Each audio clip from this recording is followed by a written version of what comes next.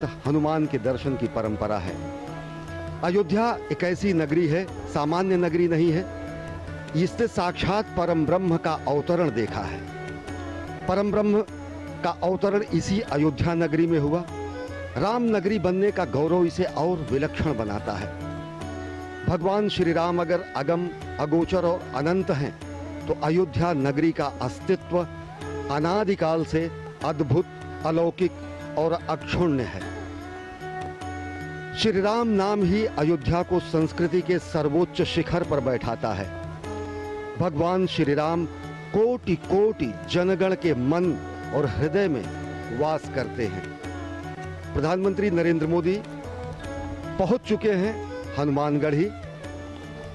परंपरा का निर्वहन करते हुए प्रधानमंत्री यहां पर पवन सुत हनुमान के दर्शन करेंगे। सीढ़ियों को चढ़ते हुए भारतीय वेशभूषा में, परंपरागत परिधान में प्रधानमंत्री नरेंद्र मोदी और उत्तर प्रदेश के मुख्यमंत्री योगी आदित्यनाथ इस समय पहुंच चुके हैं भगवान हनुमान के दरबार में। और साथ ही साथ यहां पर आप देख रहे हैं कि हस्त प्रक्षालन कर अपने जूतों को उतारकर हस्त प्रक्षालन कर अब वो परंपरागत तरीके से हनुमान जी के दर्शन के लिए अभिमुख हो रहे हैं। माननीय प्रधानमंत्री महोदय का आगमन हो चुका है हनुमंत लाल के दरबार में और वो अब पूजन अर्चन करेंगे। मुख्यमंत्री उत्तर प्रदेश योगी आदित्यनाथ जी उनके साथ साथ हैं। हनुमान गढ़ी के भीतर प्रवेश करते समय जब आप चलते हैं ये परिक्रमा मार्ग से जिधर से प्रधानमंत्री जी जा रहे हैं, तो हनुमान बाहुक सुंदरकांड, हनुमान चालीसा उत्कीर्ण है संगमरमर के प्रस्तरों पर। और अब जबकि माननीय प्रधानमंत्री जी गर्भगृह के ठीक सामने पहुंच गए हैं और वो पूजन अर्चन परंपरागत ढंग से कर रहे हैं। मनोजवम मारुतुल्य वेगम जितेंद्रियम बुद्धिमताम वरिष्ठम वातात्मजम वानरयूथ मुख्यम श्री राम दूतम शरणम प्रपद्ये। भगवान हनुमान श्री राम भगवान के अनन्यतम भक्त माने जाते हैं और ये परंपरा है कि अयोध्या धाम में पहुंचने वाला हर व्यक्ति सर्वप्रथम भगवान श्री राम के अनन्यतम भक्त पवन सुत हनुमान के दर्शन करेगा। और उसी परंपरा का निर्वहन कर रहे हैं प्रधानमंत्री नरेंद्र मोदी। इस समय हनुमानगढ़ी में मौजूद हैं, पवन सुत की आरती कर रहे हैं। अपने आप में बहुत ही ऐतिहासिक अवसर।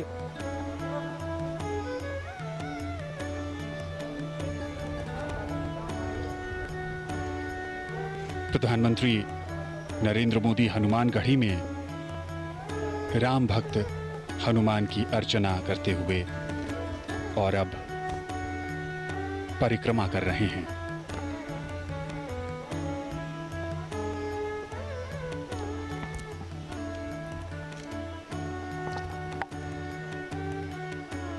आज एक लंबे इंतजार के बाद वो शुभ मुहूर्त और अब राम भक्त हनुमान के हनुमानगढ़ी में प्रधानमंत्री। मान्यताओं के अनुसार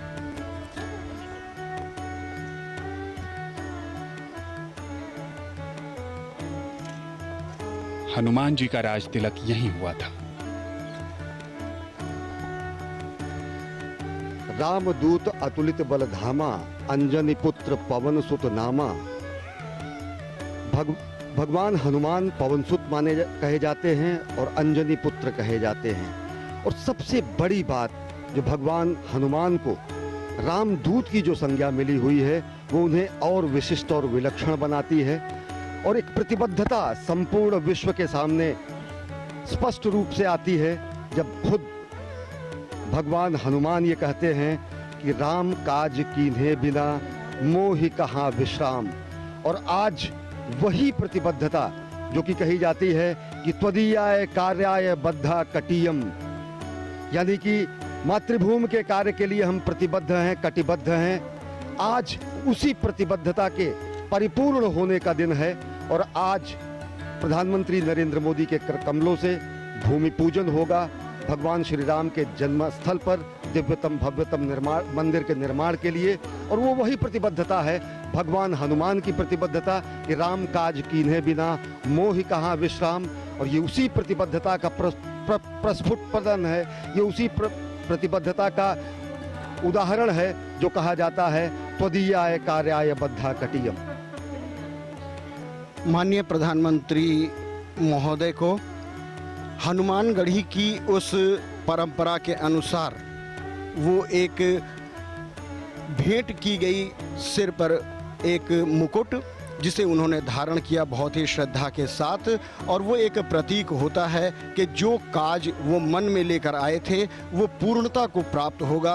आशीर्वाद प्रदान होने की एक सनातन परंपरा का निर्वहन किया गया वहाँ के गद्दी नशीन द्वारा। माननीय प्रधानमंत्री जी ने बहुत ही श्रद्धा के साथ उसे ग्रहण किया।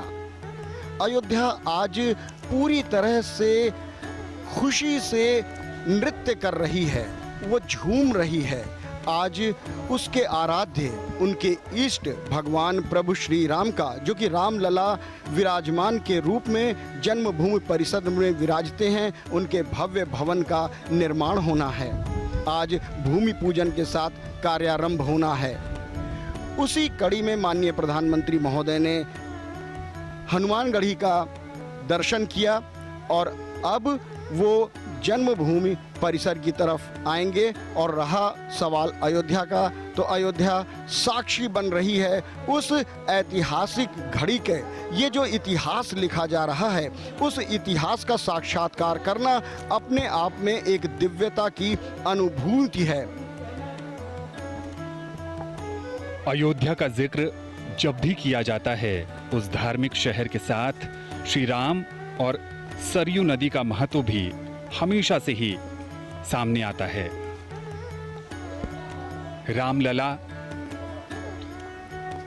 उनके साथ भाई भरत, लक्ष्मण, शत्रुघ्न, साथ में हैं राम भक्त हनुमान, शालिग्राम और प्रधानमंत्री। हनुमानगढ़ी के बाद अब रामलला के दर्शन और पूजन के लिए आएंगे। राम का रामत्व उनकी संघर्षशीलता में है। राम के संघर्ष से साधारण जनता को एक नई शक्ति मिलती है। कभी न हारने वाला मन, विपत्तियां हजार हैं। राम रोते हैं, बिलखते हैं, पर हिम्मत नहीं हारते हैं। सरयू के तट पर पिछले कुछ दिनों से भव्य तैयारी की गई है। दिव्य आरती का आयोजन किया गया। इस पूरे उत्सव को एक मनभावन रूप दिया गया और विहंगम नजारा अपने आराध्य, अपने प्रभु मर्यादा पुरुषोत्तम राम को अनूठे ढंग से समर्पित ये कार्यक्रम और पूरे अयोध्या नगरी को प्रकाश की रोशनी से जगमग किया गया। पिछले 2-3 दिनों से ये अद्भुत नजारा सरयू के तट पर राम की पैड़ी और दीपोत्सव भी मनाया गया। यहाँ पर मान्यताओं के अनुसार रामायण और रामचरितमानस में इस बात का भी जिक्र है कि जब राम 14 वर्ष के बाद वनवास काटकर अयोध्या नगरी लौटे थे तो उस समय अयोध्या वासियों ने दीप जलाकर प्रभु का स्वागत किया था। और अब जब अवसर राम मंदिर के निर्माण शिलान्यास का है, भूमि पूजन का है, तो एक बार फिर प्रभु श्री राम की जन्मस्थली अयोध्या ने उन्हें दीपोत्सव के सहारे याद किया, स्वागत किया और उनसे प्रार्थना भी की कि उनकी कृपा से ही ये भव्य और दिव्य आयोजन अपनी संपूर्णता को प्राप्त कर सकता है। पिछले 2 दिनों से दीप मालिकाओं में सजी संवरी अयोध्या राम के पुनरागमन का आभास करा रही है। राम का पुनरागमन अयोध्या में इस मायने में हो रहा है कि भगवान श्री राम का अयोध्या में ही वनवास समाप्त हो रहा है। सरयू तट पर असंख्य दीपों से, जगमगाहट से भगवान श्री राम के पुनरागमन का आभास देश और दुनिया ने किया। भगवान श्री राम यहाँ के रोम रोम में विराजते हैं और अब जब वो क्षण आया है जिसका युगों युगों से लोगों को इंतजार था, तो संपूर्ण अयोध्या अपने संपूर्ण यौवन रूप में, अब अयोध्या के वैराग्य में अब सौभाग्य का उदय हुआ है और संपूर्ण सजी संवरी यौवन रूप में अयोध्या इस युगांतकारी क्षण के साक्षात के लिए तैयार है। सरयू की महिमा भी समूचे अयोध्या को और पावन बनाती है। गंगा से भी ज्यादा पवित्र और महात्म सरयू का माना जाता है। भगीरथ ने खुद अपने पुरखों के उद्धार के लिए अगर गंगा को लाया, तो साक्षात यहाँ पर ईश्वर ने सरयू को प्रकट किया था। ये तस्वीरें आप देख रहे हैं सभा मंडप का, जहाँ पर विशिष्ट आमंत्रित गणमान्य महानुभाव यहाँ पर मौजूद हैं। तस्वीरों में आप अनेक लोगों को आप पहचान सकते हैं और साथ ही साथ यह दृश्य है गर्भगृह का, जहाँ पर प्रधानमंत्री नरेंद्र मोदी देश के विद्वत काशी विद्वत परिषद और लब्ध प्रतिष्ठित कर्मकांड विशेषज्ञों की मौजूदगी में अभिजीत मुहूर्त में भूमि पूजन करेंगे। ये वही आसन है, ये वही क्षण है, ये वही स्थान है, ये वही गर्भगृह है जहां पर प्रधानमंत्री नरेंद्र मोदी भूमि पूजन करेंगे और दिव्यतम भव्यतम मंदिर के निर्माण का कार्यारंभ होगा। काशी और अयोध्या के तमाम कर्मकांडी विद्वतों ने अपना अपना आसन ग्रहण कर लिया है, क्योंकि भगवान राम के कार्य में जो उनकी भागीदारी है वो उन्होंने सुनिश्चित कर ली है। क्योंकि मर्यादा पुरुषोत्तम भगवान राम एक ऐसी अद्भुत मर्यादा है जिनका पालन किया जाता है। राम हमारे समाज के लिए एक आचरण है जिन्हें हम अपने स्वभाव में ढालते हैं। राम एक जीवन शैली है जिसे हम प्रतिदिन जीते हैं और जीने की प्रक्रिया में हम सुख और आनंद पाते हैं। कष्टों, दुखों, विपत्तियों, आपत्तियों में किस तरह से धैर्य धारण करना है, ये हमें प्रभु श्री राम सिखाते हैं। सीमित संसाधनों से अजेय पराक्रमी को भी परास्त करने की कला हमारे राम जी ही हमें सिखाते हैं। और इसीलिए राम किसी देश, काल, जाति, धर्म या पंथ से बंधे नहीं हैं। पूरे विश्व में राम को एक आदर्श, एक मर्यादा और एक आचरण के रूप में पूजा जाता है। राम अखिल ब्रह्मांड के नायक हैं। थाईलैंड में जो रामायण चलती है उसे रामकियन के नाम से जाना जाता है। बैंकॉक के शाही बुद्ध मंदिर पर कहें तो वहाँ भी राम कथा का अंकन मिलता है। इंडोनेशिया में राम को राष्ट्रीय पुरुष माना गया है और रामायण को वहाँ के लोग अपनी सांस्कृतिक धरोहर कहते हैं। मलेशिया की बात करें तो वहाँ भी कठपुतलियों से राम कथा का मंचन किया जाता है, जिसे हिरायत सेरी रामा कहते हैं। सुदूर रसिया में वर्षों पहले अलेक्साई वारानिकोव ने रशियन भाषा में रामायण का अनुवाद किया। पादरी एटकिंस ने सबसे पहले श्री रामचरितमानस का अनुवाद किया। तात्पर्य ये कि राम किसी एक परिधि में बंधने वाले नहीं हैं, क्योंकि वो व्यक्ति नहीं हैं, वो एक आदर्श हैं, वो मानव जीवन जीने की शैली हैं। और इस बीच एक बार फिर मुख्यमंत्री महोदय आगवानी के लिए उपस्थित हो गए हैं माननीय प्रधानमंत्री महोदय के, और वो अपने काफिले के साथ यहाँ पर उपस्थित हुए हैं। उनकी आगवानी करते हुए गणमान्य लोग, अब माननीय प्रधानमंत्री का आगमन हो चुका है उस घड़ी की तरफ जहाँ